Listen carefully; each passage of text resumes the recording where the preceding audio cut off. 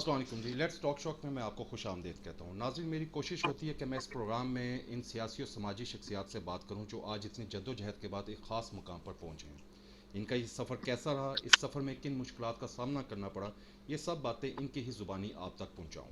تو ناظرین، آج کے پروگرام میں میرے مہمان پاکستان کے کامیاب سیاستدان جناب میجر ریٹائرڈ خرم حمید خان روکری صاحب میرے ساتھ موجود ہیں. جی روکری صاحب، میں آپ کو ویلکم کہتا ہوں. جی بہت شکریہ بھائی، اللہ آپ کو عزت دے. میاں صاحب بہت شکریہ. میڈیا پہ بھی اور سیاسی محفلوں میں بھی جس طرح خرم حمید روکری پورے اعتماد کے ساتھ ملک کے نظام پہ بات کرتے ہیں، وہ خرم حمید روکری کا بچپن کیسا تھا اور ان کے گھر کا ماحول کیسا تھا اور کتنے بہن بھائی تھے؟ میرے والد صاحب جو تھے وہ پشاور یونیورسٹی سے پڑھے ہوئے تھے، اور میرے جو دادا تھے وہ علی گڑھ یونیورسٹی سے پڑھ کے آئے. ہمارے جیسے علاقوں میں اس طرح کا تعلیمی بیک گراؤنڈ ہونا مشکل ہوتا ہے. جی کوئی بڑے شہر کے اندر تو یہ اپرچونٹیز ہوتی ہیں، لیکن میاں والی آج آپ سوچیں نا، آج سے 18 سینچری لیٹ میں یا 19 سینچری کے سٹارٹ میں، اس وقت میرے دادا کر کے آئے 1924 میں علی گڑھ یونیورسٹی سے انہوں نے کیا جو ہے پڑھ کے آئے. جی والدہ اور والدہ کا جو تھا وہ ٹپیکل جو ٹرائبل کلچر کا تھا والدہ کا، لیکن میرے دادا جو میرے والد صاحب تھے، ہمارے قبیلے میں ہم پڑھے لکھے یعنی کہ لوگ تھے. تو بچپن میں ایک ہی بیٹا تھا، والد تو فوت ہو گئے، اور 2 بہنیں. تو مجھے بچپن میں میاں والی میں اتنا زیادہ سکولنگ نہیں تھی، تو مجھے انہوں نے مری کرا دیا بورڈنگ کے اندر. اچھا. تو بورڈنگ جو ہے نا جی، وہ میرے لیے ایک مزری تھی. یعنی میں ماں کے بغیر یا اپنے گھر کے بغیر میں بڑا انکمفرٹیبل ہوتا تھا. تو وہ میں ابھی بھی میں یاد کر رہا ہوں. اکلوتا بیٹا جو گھر میں پورے عیش و آرام کے ساتھ اور لاڈ پیار کے ساتھ رہے اور وہ بورڈنگ میں چلا جائے تو پھر ظاہری بات ہے کہ حالات پھر سخت ہو جاتے ہیں. اچھا، اصل میں نا سر، گھروں کے حالات کئی دفعہ ڈفرینٹ، یعنی کہ میری طبیعت یا شاید بچپن سے میں کچھ معاملات میں ذرا ایک فقیر ٹائپ بھی تھا. یعنی میں اس طرح کا، یعنی مجھے ابھی بھی یاد ہے کہ میں اگر بچپن میں تو میں نے چھوٹا سا بچہ ہوتا تھا تو قبرستان جا کے بیٹھ جانا یا اکیلے بیٹھ جانا، چھت پہ چڑھ جانا، تو ان چیزوں کو میں انجوائے کرتا تھا. لیکن بورڈنگ مجھے سخت اریٹیٹ کرتی تھی. تو پھر بورڈنگ میں چلتے رہے، پھر لاہور چلے گئے کیونکہ ہماری زیادہ فیملی لاہور سیٹل. تو میاں صاحب بچپن جو ہے نا میرا، مجھے اپنا بچپن میں نہایت شرمیلا بچہ تھا. ایک جیسے کہتے ہیں نا شرمیلا یا جیسے، اور باقاعدہ جیسے جو شرمیلا ایک لفظ استعمال ہوتا ہے، تو مجھے اپنے بچپن، میرا جو بچپن ہے وہ نہایت شرمیلا جیسا بچہ نہیں ہوتا، تو میں اس طرح کا بچہ تھا. تو وہ مجھے یاد ہے ڈاکٹرز اس وقت لگا کرتے تھے، انجیکشن لگتے تھے، تو ڈاکٹرز وہ جو پیچھے آپ کو بٹ کے اوپر بچوں کو لگاتے ہیں، چھوٹے چھوٹے بچے ہوتے تھے. تو وہ ایک دفعہ میں گیا تو کوئی بخار ہوگا یا واٹ ایور، تو اس نے ڈاکٹر صاحب جو تھے انہوں نے کہا کہ اس کو لگاؤ. تو میں چھوٹا بچے کی کیا بازو ہوتی ہے، میں نے کہا جی میں نے کپڑے نہیں اتارنے، آپ میرے نا یہاں بازو پہ لگائیں گے. تو وہ ڈاکٹر صاحب ہنسنے لگ گئے. تو میری کیا ایج ہوگی، 7 سال، 5-6 سال، 7 سال ہوگی. تو میں نے ضد کر کے، یعنی میں نے کہا میں نے ادھر نہیں لگوانا، آپ نے لگانا ہے تو میری بازو لگائیں. تو بازو پتلی بازو ہوتی ہے بچے کی، تو میں نے وہ نہ کرنے دیا. تو وہ بعد میں بھی ڈاکٹر صاحب ہنسا کرتے تھے، کہتے یہ بچپن میں بھی نہ یہ اس نے آ کے اڑ گیا تھا بھائی، میں نے یہ کام یہ نہیں کرنا. دوسرا، مجھے بال کٹانے سے، یہ جو میرے بال بڑے ہیں نا ڈاکٹر صاحب، مجھے بال کٹانے سے وحشت تھی. یعنی اگر آپ نے مجھے بٹھا دیا، باربر نے بال کاٹنے شروع کیے تو میں گھر آتا تھا تو مجھے بخار ہو جانا. مجھے بال کٹانا، یعنی پتہ نہیں کیا تھا، کچھ سائیکولوجیکل تھا یا واٹ ایور کیا تھا، میں بال کٹانا شدید میری جان نہیں کہ میں بال نہ کٹاؤں. تو پھر فوج میں چلے گئے، وہ آپ بعد میں آؤں گا. تو فوج میں تو بال چھوٹے رکھنے پڑتے ہیں. تو جب میں فوج سے باہر آیا تو میں نے وہ بچپن والی اپنی وہ جو عادت ہے نا، وہ آ کے اب اس عمر میں پوری کی ہے، تو اسے کنٹینیو کیا کہ بال نہ ہی کٹاؤ. بال کٹانا زندگی کے مشکل ترین کاموں میں سے ہے. اچھا تو بچپن میں میجر صاحب، آپ کا اسکول سے شروع ہونے والا تعلیمی سفر کہاں جا کے مکمل ہوا؟ میاں صاحب میں نے میاں والی میں تھا، پی ایف اور بیس کے اوپر ایک اسکول تھا میرا، انیشیل اسکول وہاں سے میں نے شروع کیا. پھر کچھ عرصے کے بعد مجھے والد محترم نے، انہوں نے لوڑ ٹوپا میں مری میں انہوں نے مجھے کرا دیا پبلک، ہمارا جو لوڑ ٹوپا کا ایئر فورس کا پبلک اسکول تھا، میں وہاں چلا گیا. تو پھر میں 9th تک وہاں پڑھا. پھر 9th میں نے مری سے میں تنگ آ گیا تو میں نے چھوڑ دیا مری، یعنی میں نے کہا کہ میں نہیں رہنا چاہتا ہوں. اس کے بعد میں چلا گیا لاہور. جی اور پھر میں نے 2 سال لاہور پڑھے، اور لاہور کے بعد پھر میٹرک جب میں نے کی تو اس وقت جے سی بی کورسز ہوا کرتے تھے، 4 سال کے آرمی کے کورسز.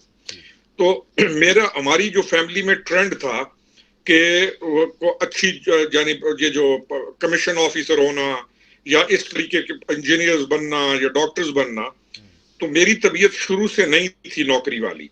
لیکن وہ جو جیسے فیملی ہوتی ہے نا کہ فیملی نارمز ہیں، میرے دادا کی خواہش تھی کہ یہ وہاں جائے، تو آپ فیملی نارمز کو پورا کرتے کرتے میں نے پھر فورسز کو جوائن کیا. لیکن مجھے آج تک جو یاد ہے کہ میں بیٹھتا تھا جب بھی، تو میں یہ نہیں تھا کہ نالائق تھا، میں لائق تھا. میں اپنے کورسز میں فرسٹ ٹرم کے اندر میں بیسٹ ڈیبیٹر پی ایم اے کا تھا، میں بیسٹ فائرر پی ایم اے تھا. اکیڈیمک میری پوزیشن میرے خیال میں آؤٹ آف 550 پہلی دفعہ 13 تھی، پھر 15 تھی.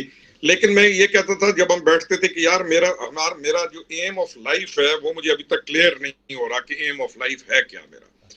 تو میں یعنی میرا جو ایم آف لائف ہے، میرا زندگی کا مقصد کیا ہے، تو وہ میں نے کہا نہیں کلیئر ہو رہا کہ میری زندگی کا مقصد ہے کیا. میں آ گیا ہوں نوکری میں بھی، آ گیا ہوں نوکری کر بھی رہا ہوں. میری فیملی کو، میرے والد کو شوق تھا، میرے والد سے زیادہ میرے دادا کو شوق تھا. تو لیکن میرا ایم کیا ہے مجھے ابھی تک اس چیز کی سمجھ نہیں ہے. شاید مجھے اپنی ایم آف لائف جو ہے وہ زندگی کے بہت لیٹر ایجز میں آ کے کلیئر ہوا کہ میرا زندگی کا مقصد ہے کیا. میں آپ کو کچھ یعنی مجھے یہ پیسہ یا گھر، کوٹھیاں، ان چیزوں کا اتنا کبھی بھی شوق نہیں رہا کہ میرے پاس بہت زیادہ گھر ہوں، وسائل ہوں، یا میرے پاس کوٹھیاں ہوں، بنگلے ہوں. یہ میرا شوق نہیں تھا. اللہ تعالیٰ آپ کی وہ ہے نا کہ ربنا آتنا فی الدنیا حسنہ وفی الآخرۃ حسنۃ وقنا عذاب النار. ہم ہیں تو گناہگار، لیکن اللہ تعالیٰ سے یہ دعا کہ اللہ یہ دنیا بھی اچھی گزارے، اگلی دنیا بھی اچھی گزارے. تو ایم آف لائف بہت لیٹر سٹیجز میں آ کے کلیئر ہوا. پھر مجھے کتاب کا شوق تھا. اس کی وجہ یہ تھی کہ ہمارے گھر کے اندر لائبریری شروع سے تھی. یعنی میرے دادا کی لائبریری تھی، پھر میرے والد کی لائبریری تھی. پھر جب میں بچپن سے بڑا ہو رہا تھا تو مجھے کتاب سے پیار تھا. تو کتاب پڑھنے کا مجھے اس حد تک شوق تھا کہ یہ ہو نہیں سکتا، یہ تو جب سے اسمارٹ فونز اور یہ چیزیں آئی ہیں تو کتاب ہم سے کچھ دور ہوئی ہے. تو یہ نہیں ہو سکتا تھا کہ میں کہیں سفر کر رہا ہوں تو میں کتاب نہ پڑھ رہا ہوں، یا میں کہیں بیٹھا ہوں تو میرے پاس اپنی کتاب موجود ہے. میں سفر کے دوران یا کہیں گیا ہوں تو میں کتاب سے محبت کرنے والا آدمی تھا. پھر میں نے جب کتاب کا ڈائریکشن میں میری پھر ایٹ دا ایج آف 26، مجھے آج تک یاد ہے، میرے ایک دوست ہے تو وہ میرے پاس آیا تو اس نے مجھے کہا کہ یار تم لوگ دین بھی پڑھا کرو. میں نے کہا یار کیسے پڑھا کروں، میں بچپن میں میں نے قرآن اللہ تعالیٰ معاف فرمائے پڑھنا چاہیے تھا لیکن نہ پڑھ سکے. تو اس نے مجھے آ کے ایک تفسیر کی کتاب دے دی، تفہیم القرآن. آئی اسٹل ریمبر، اس نے مجھے کوئی جلد نمبر پتہ نہیں کون سی تھی وہ لا کے دے دی. تو میں نے وہ پڑھنا شروع کی. اچھا میری یہ تھی کہ میں اگر پڑھنا شروع کر دیا تو میں نے اسے انجوائے کرنا شروع کیا. تو فار دا نیکسٹ 6 ایئرز میاں صاحب میں نے پھر صرف اور صرف اپنی کنسنٹریشن لے گیا قرآن پر. From 26 years to I think 31 years تک، یا 31 سال کی ایج تک، یا 30 ایئرز تک، یا 25 سال کی عمر سے 6 ایئرز میں نے پھر سمپلی صرف قرآن پڑھا. پھر میں نے اپنے رجسٹر بنانے شروع کر دیے، لکھنا شروع کر دیا ایک آیت کو دوسری آیت مبارکہ سے. Then I started understanding the thing.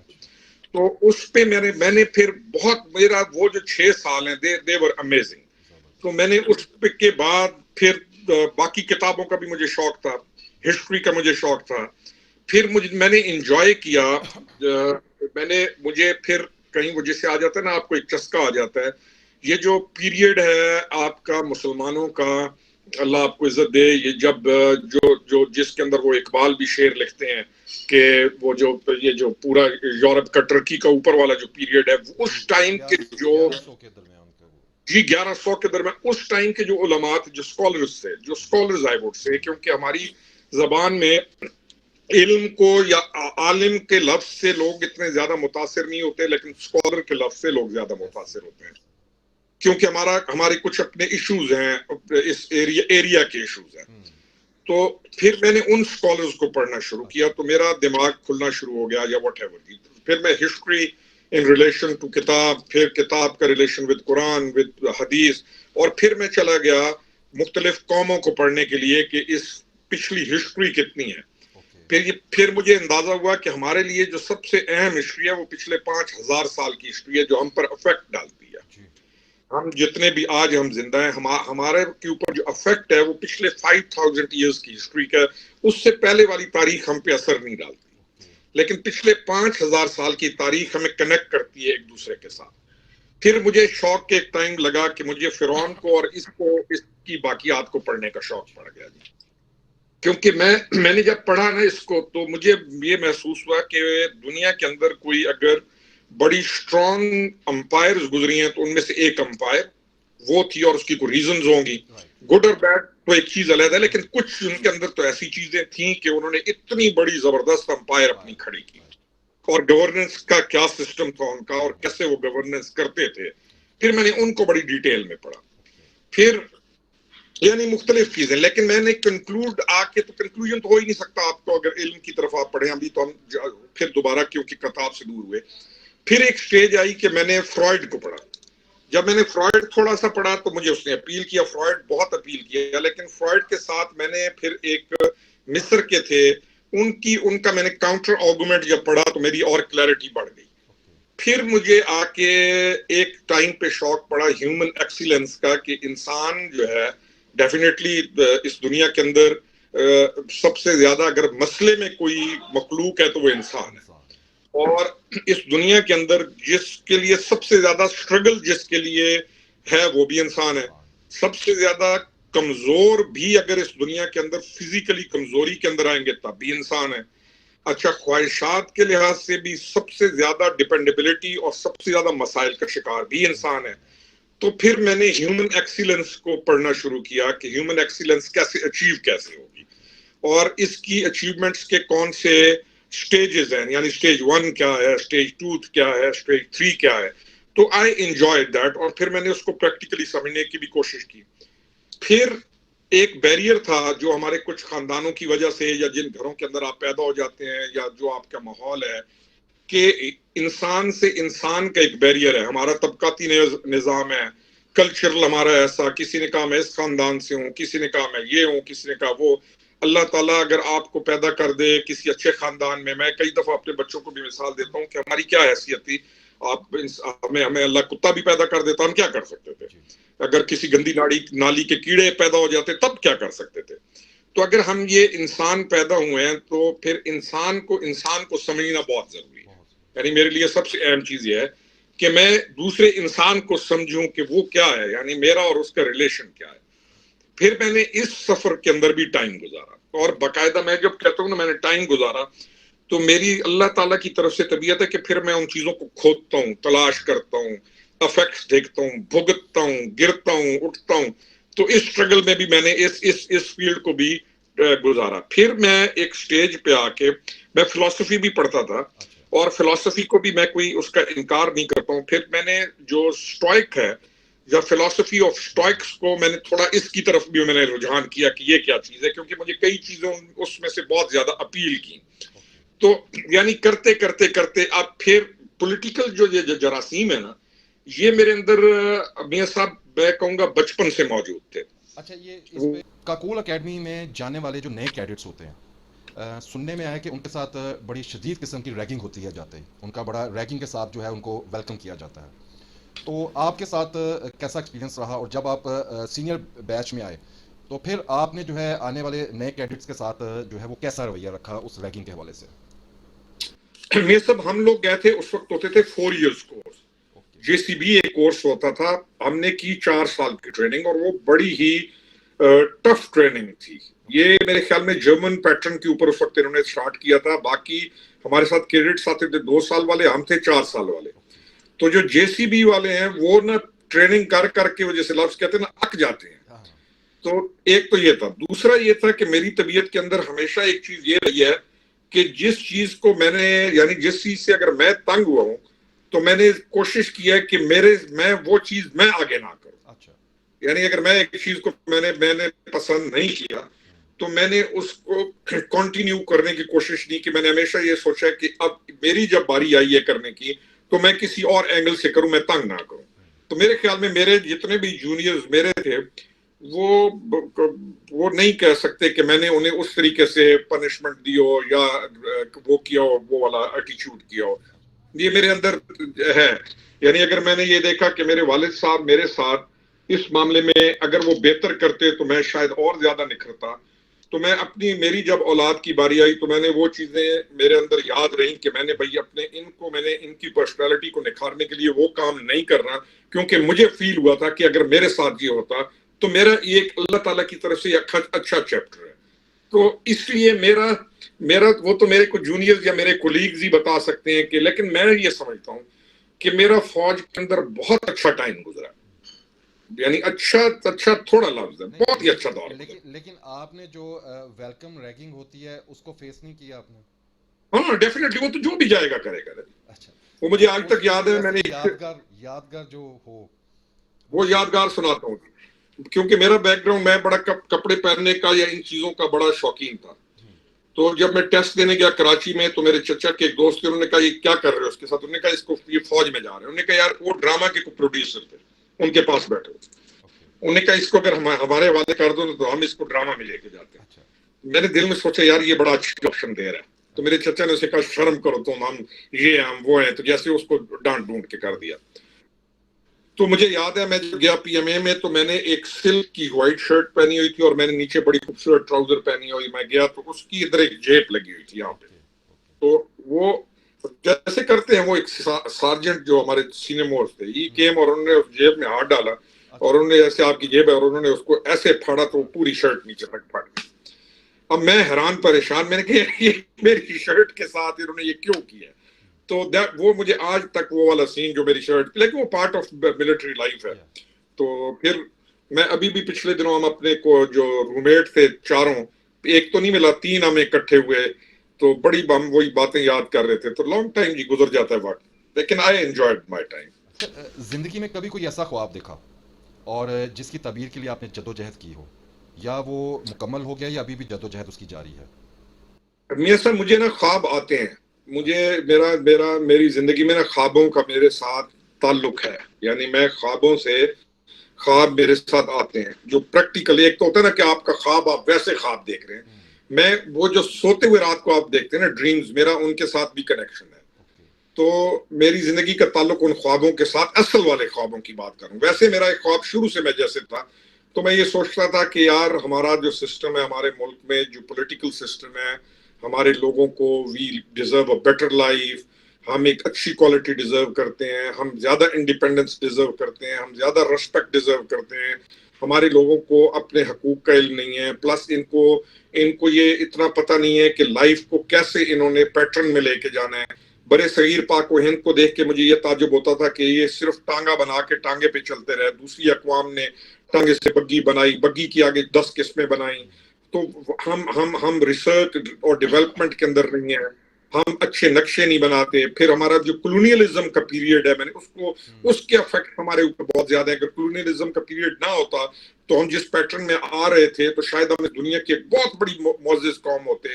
تو یہ سارے افیکٹس کو، جو کلونیلزم کے افیکٹس ہیں، ان کو میں بڑا ان کے بارے میں ورڈ رہتا تھا کہ اس کے افیکٹس یہ ہیں کہ ہماری اپنی سوچ، ہماری اپنی قوم کی جو اپنی سوچ ہے وہ اتنی محکوم ہو گئی ہے کہ ہمیں معلوم ہی نہیں ہے کہ ہمیں 2+2 4 کیا ہے، یا ہم نے کیسے دنیا کے اندر آگے مقام پانا ہے. تو یہ چیزیں میرے اندر بچپن سے موجود تھیں. یعنی میں بچپن کہوں تو واقعی بچپن سے موجود تھیں. تو ان کو کیسے ہم آگے جائیں گے، ہم کیسے ہم گھر جب بناتے ہیں تو ہمارا ماسٹر پلان کیوں نہیں ہوتا، ہمارے شہر صاف کیوں نہیں ہے، تو یہ چیزیں ساری لوگوں کے لیے آسانیاں کیوں نہیں ہیں. تو ان چیزوں کو لے کے میں چلتا رہا. تو اسی بنیاد پہ شاید میرا خیال ہے کہ ایک ٹائم پہ آ کے میں نے ایکٹیو پالیٹکس شروع کی کہ وی ہیو ٹو اسٹرگل، اور کسی نے نہیں کرنا. اور میرا یہ بلیف ہے کہ کسی نے نہیں کرنا. میں ابھی اس پہ کہتا ہوں کہ کوئی گلے شکوے یا کوئی کسی کے اوپر لان تان کی ضرورت نہیں ہے. ہم خود کیا کر سکتے ہیں، ہم اس کی کوشش کریں. تو یہ وہ خواب موجود تھے اور میں ابھی بھی اس اسٹرگل میں ہوں کہ میں اپنے اس خواب کی، ہاں یہ بھی میں سمجھتا ہوں کہ میں دنیا کو تبدیل نہیں کر سکتا. میں اس پہ بھی کنوینس ہوں کہ میں اکیلا اس ملک کو ٹھیک نہیں کر سکتا. لیکن میں یہ بھی مانتا ہوں کہ میں اگر اپنے حصے کا مجھے کوئی جگہ مل جائے تو میں تو اس کو تو ٹھیک کر سکتا ہوں نا. یعنی ایک خاتون ہے جس کو اللہ نے نعمتیں دی اور اس کو گھر دیا، وہ اپنے گھر کو تو ٹھیک کر سکتی ہے. ایک انسان ہے جس کو اللہ نے کچھ نعمتیں دی، وہ اپنے اپنے اپنے مقدار کو تو ٹھیک کر سکتا ہے. تو ابھی اسٹرگل جاری ہے، اور مجھے اس میں موقع مل گیا تو ہمارے خواب کی تعبیر ہو جائے گی. نہیں ملتا تو بھی مجھے ایشو نہیں ہے، کیونکہ میں تو کوشش کر رہا ہوں نا. انشاءاللہ یا تو میں کوشش، سوئے انسان ہوا. کی کوشش ہونی چاہیے، جی ہاں. باقی رزلٹ جو ہے وہ اللہ رب العزت کے ہاتھ میں چھوڑ دینا چاہیے. ایک اور چیز بھی سر، تمنا اور امید میں بھی فرق ہے. میں تمنا کا قائل نہیں ہوں. تمنا تو یہ ہے نا کہ میں جیسے کوئی بندہ کہے کہ جی میری دنیا کی سب سے خوبصورت ماڈل سے شادی ہو جائے گی، یا میرے پاس F-16 کھڑے ہوں، یہ تمنا ہے. یہ پوری اس تمنا اللہ تعالیٰ تمنا پوری ایک آدھے کی کر دے وہ ہو جاتی ہے. تمنا نہیں ہے. امید یہ ہے کہ میں ایک چیز کی کوشش کر رہا ہوں، اور کوشش کرنے کے بعد میں ایک امید رکھتا ہوں کہ میں نے یہ اسٹرگل کیا. ناؤ آئی ایم ہوپ فل کہ اللہ تعالیٰ مجھے میری اس اسٹرگل کو قبول کر کے پورا کر دے گا. تو آئی بلیو کہ آپ اسٹرگل کریں اور اس کے بعد آپ امید سے رہیں. آپ کی امید مضبوط ہونی چاہیے. کہ آپ کی کب شادی ہوئی اور آپ اپنی زوجہ محترمہ کو پہلے سے جانتے تھے یا اجنبی تھی وہ؟ نہیں، کوئی نہیں جانتا تھا. یہ میرے دوسرے میرے قوم قبیلے کی ہے، دوسرا ٹرائب ہے. میری شادی ہوئی I was 21. میں پاس آؤٹ ہو کے آیا تو مائی فادر سیڈ کہ تمہاری شادی ہے. میں نے کہا بہت اچھی بات ہے، شادی ہونی چاہیے. تو میری شادی منگنی ہو گئی، پھر اس کے بعد شادی ہو گئی. اور پھر میں سمجھتا ہوں کہ میں ایک بہترین جو زندگی ہے نا، میں نے وہ اپنی انجوائے کی اپنی بیوی کے ساتھ. پھر بچے ہو گئے، پھر 2 بیٹیاں پہلے، پھر 1 بیٹا، پھر جو وہ جیسے ہوتا ہے کہ جی 2 بچے خوشحال کرانا، ایسا 2 خوشحال کرانا، بچے زیادہ ہونے چاہیے. تو مائی وائف سیڈ کہ بچے زیادہ ہونے چاہیے. ہم نے الحمدللہ میرے اللہ نے مجھے میرے 5 بچے ہیں، 3 میری بیٹیاں ہیں تو 2 میرے بیٹے ہیں. تو ونڈرفل.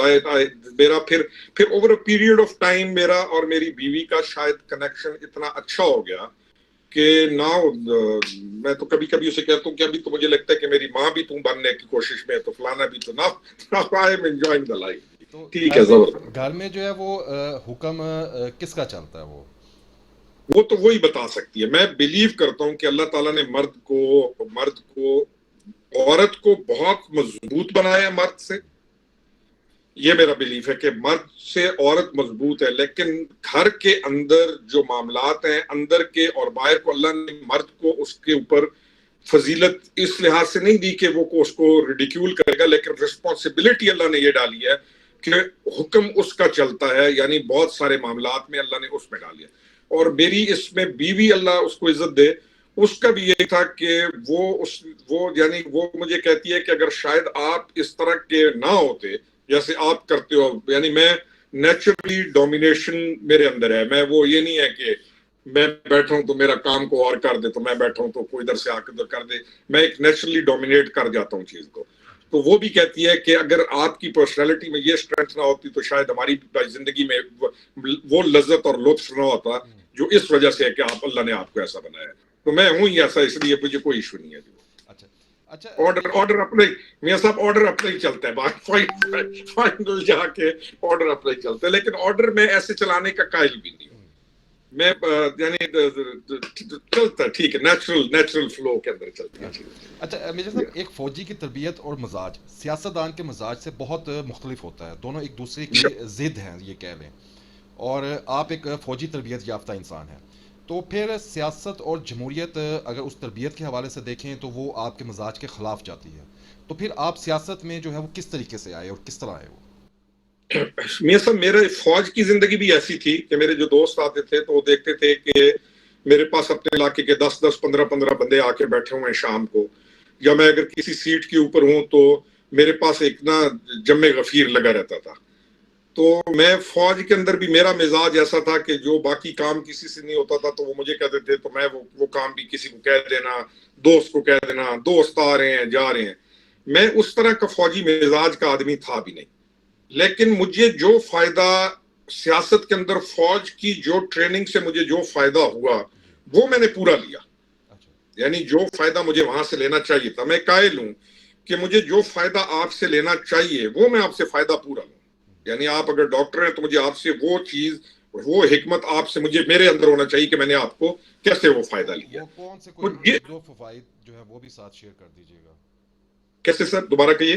میں نے کہا ایک دو فوائد وہ بھی شیئر کر دیجیے گا جو کہ آپ نے. سر دیکھیے میں نے پلاننگ اور وقت کے مطابق پلاننگ کرنا، یہ میں نے time management, time and space اور پلاننگ جو ہے کسی بھی ایونٹ کو پلان کرنا، یہ میں نے مجھے فوج کی طرف سے میں نے اس چیز کو پالش کیا اس چیز کو. اچھا، پھر یہ جو پبلک سپیکنگ ہے یا یہ جو ڈیبیٹس ہیں یا یہ جو ساری چیزیں ہیں، یہ میں نے وہاں پہ مجھے موقع ملا اور میں نے وہاں پہ کی. فزیکل فٹنس، میں اگر فوج میں شاید نہ جاتا تو میں جس طرح کا کیجول ہوں کچھ معاملات میں اتنا فزیکل فٹ نہ ہوتا. پھر حوصلہ، برداشت، زمین پر بیٹھنا، چاہے تخت پہ بیٹھو اور چاہے زمین پر بیٹھو، یعنی ان چیزوں نے تو یہ فوج نے ہمیں سکھایا اور میں نے سیکھا فوج سے. یہ ساری چیزیں مجھے پالیٹکس کے اندر ان چیزوں نے ہیلپ کیا. کانفیڈنس، آپ یعنی میں اگر سمجھتا ہوں کہ جو کانفیڈنس یا جو میرا جسے آپ کہتے ہیں کہ ایک اس بندے کو ایکسپوجر جو بڑھتا ہے، وہ میرا ان چیزوں سے آیا. کیوں؟ پھر میں ایک اور بھی بات کرتا ہوتا ہوں کہ وہ فوجی جو سول کے اندر پالیٹکس میں فٹ ہو جائے، جس کے اندر دونوں طرف کے جراثیم ہوں، تو وہ بڑا تگڑا ہوتا ہے، وہ چل جاتا ہے. تو ان چیزوں نے مجھے فائدہ دیا. پھر کون سے موقع پہ کیا ڈیسیژن کرنا ہے، اس کا مجھے بہت فائدہ ہوا. تو میں کئی ابھی دیکھتا ہوں پولیٹیشینز ہیں اور ان کو بڑی بڑی سیٹس کے اوپر منسٹرز ہیں، لیکن ان کو آفس مینج کرنا نہیں آتا. ان کو یہ پتہ نہیں ہے کہ ڈسٹرکٹ کے اندر ڈپٹی کمشنر کو اور ڈی پی او کو کس طریقے سے ڈیل کرنا ہے. ان کو یہ آئیڈیا نہیں ہوتا کہ ایکسین جو اریگیشن ہے اس سے میں نے کام کیسے لینا ہے اپنے علاقے کے لیے، اور ایکسین ہائی وے نے کیا کرنا ہے، اور جو دوسرے محکمے میں نے کیسے ان سے چلانا ہے. تو یہ چیزیں تو ہمیں اسی پیٹرن میں پتہ چلی نا کہ ہم اچھی سیٹس پہ رہے اور پھر ہم نے ان سیٹس کو سیکھا، پڑھا، آگے نکلے، تو یہ فائدہ ہوا. اچھا، ان فوائد میں کیا یہ بھی فائدہ شامل ہے کہ جب آپ جو ہے وہ عمران خان صاحب کے لیے کسی جنرل صاحب سے، آن ڈیوٹی جنرل صاحب سے ملاقات کرنے گئے تھے؟ تو ڈیفینیٹلی نا میاں صاحب، آج آپ میرے واقف ہوئے تو آپ کل میرے ساتھ آپ کا اور تعلق بنے گا. تو اگر آپ کا میرا تعلق ہوگا تو آپ کہیں مجھے کسی مقام پہ آ کے مجھے کچھ کہہ سکتے ہیں نا. دوسرا سب سے بڑی چیز ہوتی ہے کہ میرے پہ آپ کتنا اعتبار کرتے ہیں اور میں آپ پہ کتنا اعتبار کرتا ہوں. اور میں یعنی کسی بندے کے بارے میں اگر میں جانتا ہوں اور میں اس بندے کو پہچانتا ہوں اور میں اس کے کریکٹرز کو جانتا ہوں، تو یہ نہیں ہو سکتا کہ وہ بندہ کے بارے میں کہیں پہ کوئی بات ہو تو میں اس کا دفاع نہ کروں، یا میں اپنے دوست کے بات کو کسی موقع پہ تنہا چھوڑ دوں جہاں پہ میں اس کا ساتھ دے سکتا ہوں. چاہے تو یہ میرے اندر ہے. میں تو ڈیفینیٹلی وہ میرا اگر تعلق نہ ہوتا تو میں نے کیا کرنا تھا، میرا تو نسبت تھی، تبھی تو میں نے جا کے کہا کہ بھائی یہ چیز ایسے نہیں ہے، ایسے ہے، اس کو ایسے نہ کرو، ایسے کرو. نسبت کی بات ہے ساری. اچھا، مجھے یہ بتائیے کہ سیاست میں اور فوج میں دونوں میں آپ کی کون سی جو ہے کوئی آئیڈیل شخصیات ہوں، کوئی ایک فوج میں ہو یا ایک پولیٹکس میں ہو، وہ بتائیں، اور وہ کیوں ہیں یہ بھی بتائیں. نہیں، یہ سب جو آئیڈیل ہے نا، میرا آئیڈیلزم بڑا ڈیفرنٹ ہے. میں آئیڈیلزم کے اوپر جاؤں گا تو شاید شخصیات کا نام لینا بہت مشکل ہوتا ہے، کیونکہ آئیڈیلزم کے اندر میں جب اس کی ایکسلنس پہ جاؤں گا، جیسے میں نے آپ کو کہا تھا کہ ہیومن ایکسلنس میرا ایک فیلڈ رہا ہے کہ میں کس کو پڑھوں گا، تو میں نے کئی کتاب اٹھاؤں گا، تو یعنی وہ ایک بڑا ڈفرینٹ چیز ہے. فوج کے اندر بڑے بڑے اچھے دوست ملے، بڑے بڑے اچھے جرنیل ہم نے دیکھے. ابھی میں ایک جرنل کا تذکرہ کرتا ہوں، اور میں شاید اس کی قبر پہ ان کی وفات کے بعد یا جنرل جہاداد خان ہیں جنہوں نے شفا آئی ٹرسٹ بنایا. تو میں سمجھتا ہوں کہ اس جیسی نعمت اس ملک کے پاس بہت کم بندے تھے، اس جیسے بندے تھے جنرل جہاداد خان جیسے. تو یہ جو تھا جنرل علی محمد جان اور اکزئی جیسے جرنیل تھے، وہ بھی بڑے خوبصورت لوگ تھے. پالیٹکس کے اندر جب میں آتا ہوں تو میں پھر کہوں گا نا، کیونکہ ہیومن ایکسیلنس کو پڑھنے والا آدمی یا سمجھنے والا آدمی وہ آئیڈیلزم کی طرف اس طرح نہیں جاتا، یا وہ ہیرو ورشپ کی طرف جاتا ہی نہیں ہے. کیونکہ ہیرو ورشپ کے تھامس کارلائل کی کتاب میں نے پڑھی بہت ینگ عمر کے اندر. مجھے ایک دوست تھے محبوب نواز جنجوا، اس سے مجھے وہ کتاب لا کے دی، تو ہیروز اینڈ ہیروز ورشپ پہ. تو وہ کتاب جب پڑھی تو بہت سارے معاملات آج تک کلیئر ہوتے ہیں کہ معاملات انسان کے ہیں کیا. تو پولیٹیشنز جو پاکستان کے اندر پولیٹیشنز ہیں، میں اگر کام کرنے پہ جاؤں، جب کام کرنا کس کو آتا ہے، اپنے آپ کو کیری کرنا کس کو آتا ہے، تو میں سمجھتا ہوں موجودہ دور کے اندر طارق بشیر چیمہ بہاولپور والا جو منسٹر ہے، اس کو کام کرنا بھی آتا ہے، اپنے آپ کو کیری کرنا بھی بہت آتا ہے ہمارے انوائرمنٹ کے لحاظ سے۔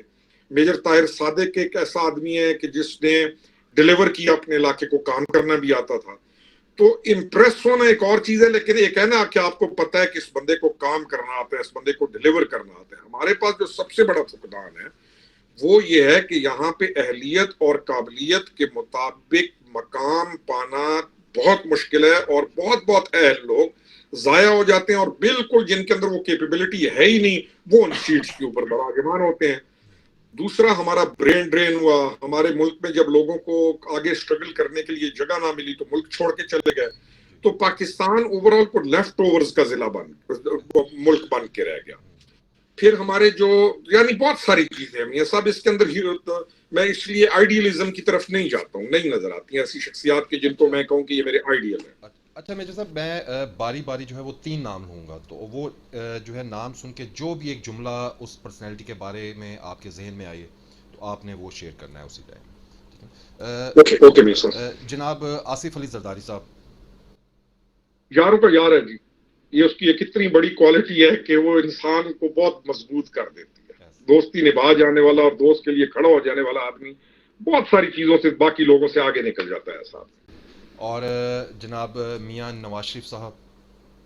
میاں نواز شریف ایک متحمل مزاج اور زیرک آدمی ہے، اور اس کی صبر والا آدمی ہے، اور شاید میرے خیال میں اس کی اسی کوالٹی کی وجہ سے آج دوبارہ میاں نواز شریف جو ہے وہ واپس اپنی عزت کو، اللہ تعالیٰ نے اس کی عزت کو بحال کر دیا۔ اس کے اندر یہ بہت بڑی خوبی ہے۔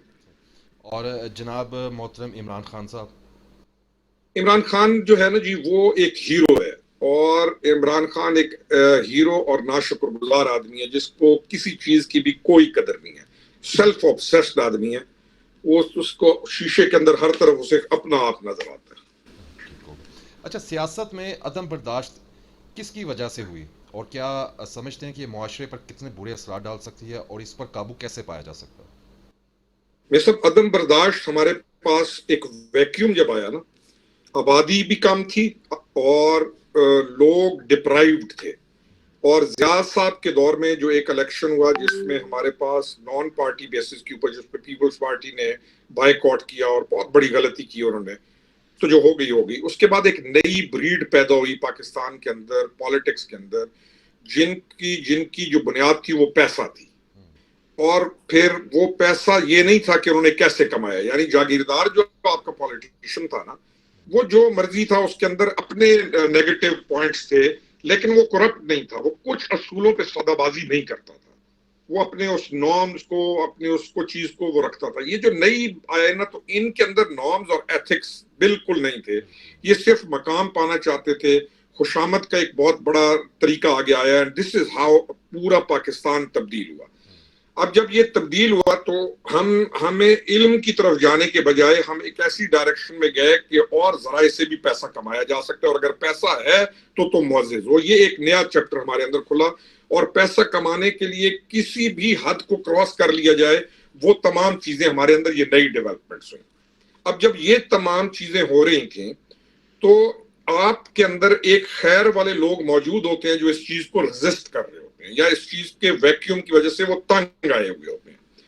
تو اس سارے ویکیوم کے اندر ان لوگوں کی اس ٹائم کی وجہ سے عمران خان کی جو انٹری ہے، لوگوں کا اس طرف جانا، یا اس چیپٹر میں کھڑا ہونا، یا نئی جنریشن یا لوگوں کا اس طرف آنا، پھر اس نئی پولیٹیکل جو تھیوری تھی، اس کے اندر دو اور چیزیں بھی شامل کریں جو امریکن وینچرز ہیں افغانستان کے اندر، امریکہ کا، رشیا کا، اور پھر امریکہ کا، پھر سیکٹیرینزم کا، پھر ایک دوسرے کے ساتھ بہت سے عدم برداشت، خاتمے کے بہت ساری چیزیں ہیں، اور سب سے بڑی علم کی کمی، اور دوسرا بیٹر کوالٹی آف لائف کا نہ ہونا۔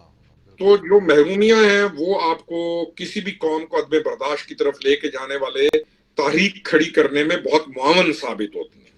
تو یہ محرومیاں جب اکٹھی ہوئیں تو کوئی کہیں چلا گیا، کوئی کہیں چلا گیا، اور کوئی کہیں چلا گیا، اور پھر دلیل اور برہان جب گئی، جب ترازو ہم سے چلا، یعنی ہم نے ترازو لاجک کو جب ہم سے چھین لیا گیا، ہمارا ایجوکیشن سسٹم ڈسٹرب ہوا، تو پھر ہمارے اندر فرکشن پیدا ہونا شروع ہو گئی۔ کسی بھی ڈائلاگ کو کرنا ناممکن ہو گیا، بلکہ ایک فرکشن پیدا کرنا آسان ہو گیا. تو سوسائٹی جو ہے وہ تمام چلی گئی فرکشن کے اندر.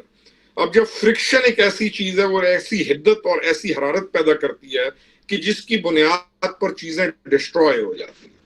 تو یہ وہ ٹائم ہے کہ اس میں عمران خان آتا ہے، پھر نئے بچے آتے ہیں، اور پھر وہ سارے ماحول کے اندر پھر ایک نیا ٹرینڈ ڈیولپ ہوتا ہے کہ جس کے اندر تحقیر کرنا، پھر سوشل میڈیا. میں تو ایک اللہ کے رسول صلی اللہ علیہ وسلم کی ایک حدیث کو بہت زیادہ اس میں لیتا ہوں کہ ظہور قلم ہو گیا، ہر بندہ لکھ رہا ہے، آبادی بہت بڑھ گئی. تو ان تمام چیزوں کے وقت ہم نے ایز اے قوم، اپنی قوم، نسل، اپنے علاقے، اپنے منرلز، اپنے جو ہماری تمام چیزیں تھیں، ہم نے ان کا خیال نہیں رکھا. اخلاقی اقدار کا ہم نے خیال نہیں رکھا. تو اس وجہ سے عدم برداشت جو ہے یہ ایگریویٹ ہوتی گئی. اور پھر یعنی ایگریویٹ اس پہ ہو گئی کہ ایک پارٹی کا آدمی ہے، وہ سمجھتا ہے کہ الفاظ آپ آج کل سن رہے ہوں گے کہ ایک پارٹی ہے، میں عمران خان کی بات کرتا ہوں، اس کے جو فالوورز ہیں وہ لکھیں گے ہم حق پر ہیں، ہم حق پر ہیں اور تم باطل پر ہو. میں انہیں کئی دفعہ کہتا ہوں کہ مجھے تمہیں کیا علم ہے کہ حق کا معنی کیا ہے اور باطل کا معنی کیا ہے.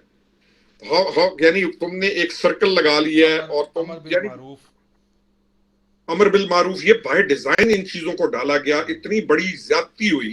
میں اس وقت بھی یہ جو مدینہ کی ریاست کا نعرہ لگا کہ لوگوں کو دین کے نام پہ اگین اس بندے نے تباہ و برباد کیا اس ملک کو، یقین کیجئے میں اس وقت بھی اس چیز کے خلاف بولتا تھا.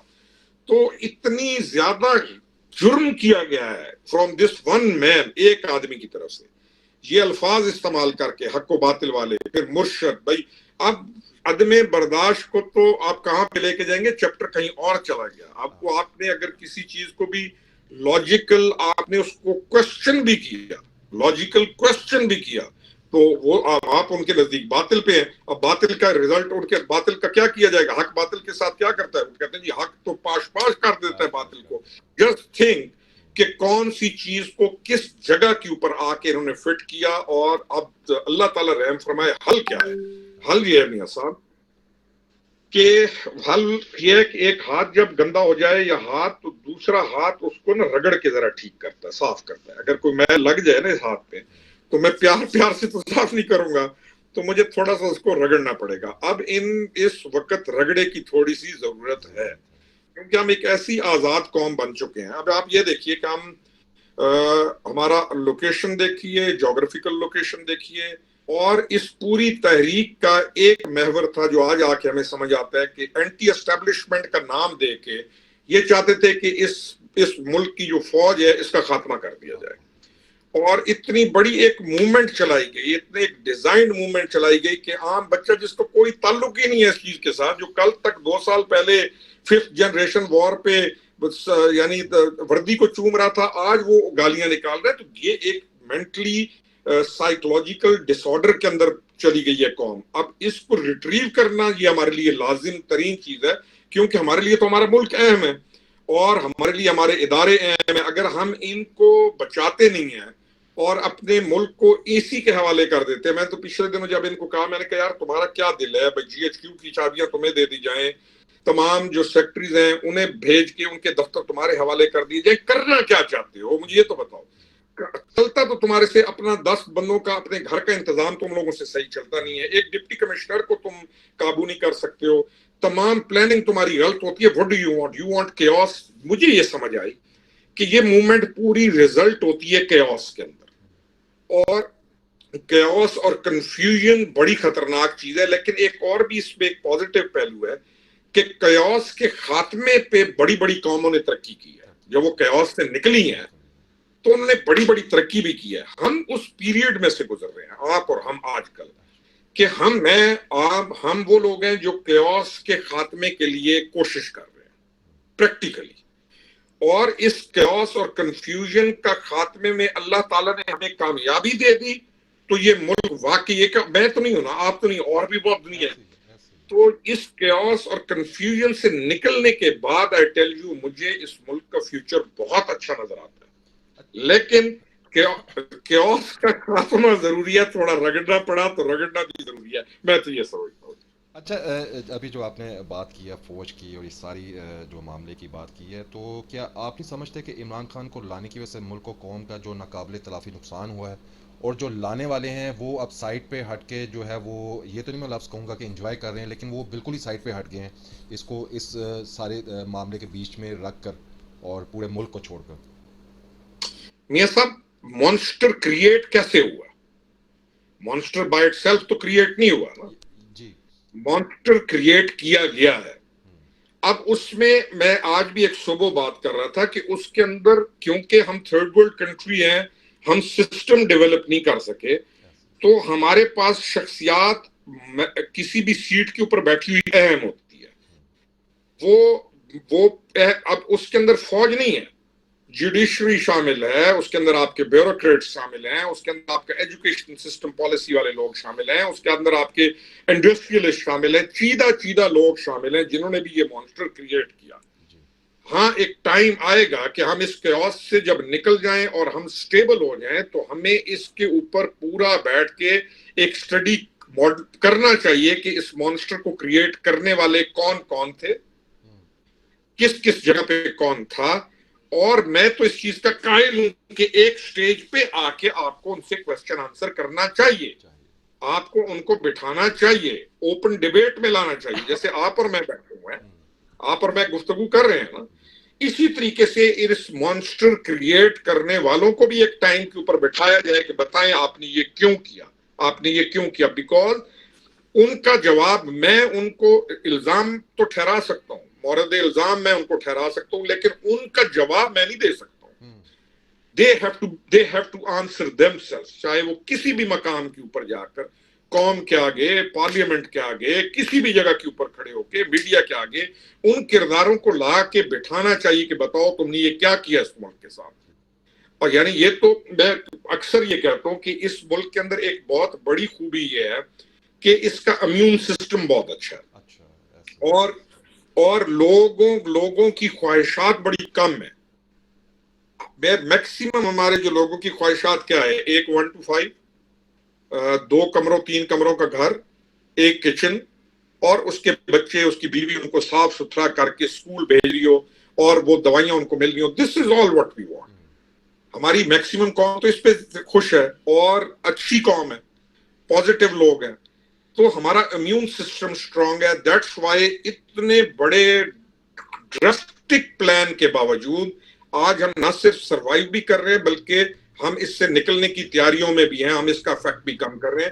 میں تو کہتا ہوں کہ ان لوگوں سے پوچھا جانا چاہیے کہ آپ نے یہ کیوں کیا. کہ پاکستان میں اس وقت مور دین 60% جو ہے وہ یوتھ موجود ہے، اور آپ ان کو کیا میسج دیں گے کہ وہ کس طرح سے جو ہے پاکستان کی ترقی میں اپنا رول ادا کر سکے؟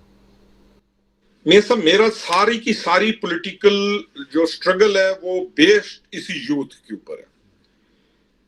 انہوں نے کیا کرنا ہے، ان کے لیے ہم نے کیا کرنا ہے، پہلے تو ہم یہ سوچیں نا کہ ہم انہیں کیا دے رہے ہیں، کیونکہ میں اس وقت اس پوزیشن میں ہے کہ ہم ان کے لیے کچھ کر سکتے ہیں. 22 سال کا بچہ ہے، اس نے کل شادی کرنا ہے، اس نے کل آگے بڑھنا ہے، اس کو نوکریوں کی تلاش نہیں کرنا چاہیے. ہم نے ان بچوں کا فیوچر کیسے سیکیور کرنا ہے اور ان کو مینٹلی پروگریسو پازیٹیو کیسے ایڈریس کیسے کرنا ہے. میں اپنے علاقے کی آپ کو مثال دیتا ہوں، میں بچوں کو ابھی بھی ایڈریس کرتا ہوں، میں جاتا ہوں، میں بچوں کے ساتھ بیٹھتا ہوں. ہماری ڈائریکٹ کمیونیکیشن ان کے ساتھ بہت ضروری ہے.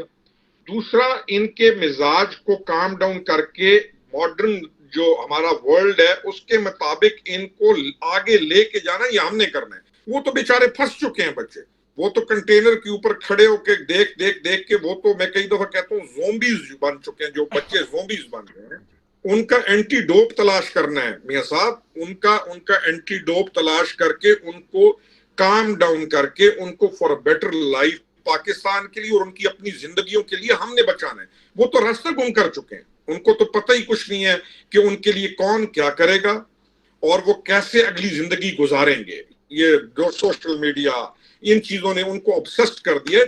یہ بڑا چیلنج ہے، لیکن کیا یہ پورا کر سکتے ہیں ہم؟ یس ہم کر سکتے ہیں، کیونکہ میں پھر کہتا ہوں کہ ہمارے اندر خیر موجود ہے.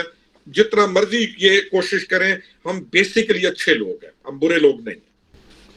بہت شکریہ میجر صاحب، آپ نے اپنا قیمتی وقت دیا اور الحمدللہ جتنی بھی آپ سے گفتگو ہوئی ہے، جو آپ کے دل میں تھا، جو آپ کے دماغ میں تھا، وہی باتیں آپ کی زبان پہ بھی ہمیں جو ہے وہ سنائی دی ہیں. تو انشاءاللہ اسی تعالیٰ طرح انشاءاللہ تعالیٰ دوبارہ جو ہے وہ آپ کو